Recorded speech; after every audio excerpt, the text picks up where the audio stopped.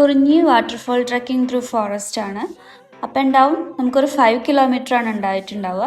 But 5 kilometre ആണെങ്കിലും പോകുന്ന വഴി വളരെ വീതി കുറഞ്ഞതും ഭയങ്കര സ്ലിപ്പറി ആയിട്ടുള്ള ഒരു പ്ലേസ് ആയിരുന്നു. പിന്നെ നല്ല അട്ട ശല്യം നല്ല രീതിയിലുണ്ട്. കാരണം സീസണും കൂടി ആയിരുന്നു.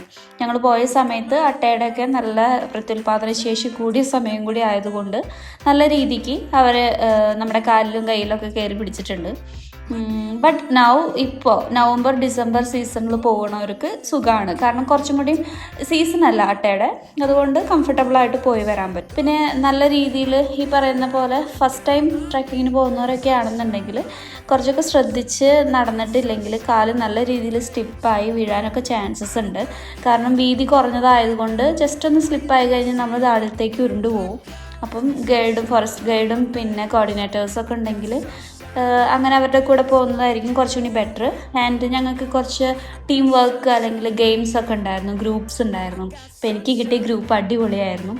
നല്ല പാട്ടും ഡാൻസും നല്ല രീതിയിൽ ഞങ്ങൾ എൻജോയ് ചെയ്തു. ഗെയിംസ് ആണെങ്കിലും ഐറ്റംസ് കളക്ട് ചെയ്യാനാണെങ്കിലും എല്ലാം നല്ല എന്താ പറയുക അടിപൊളിയായിട്ട് തന്നെ ഞങ്ങളെല്ലാവരും ചെയ്തു. And such A beautiful experience ആയിരുന്നു. ഒരിക്കലും നമുക്ക് ആ മൊമെൻറ്റ്സ് മറക്കാൻ പറ്റില്ല.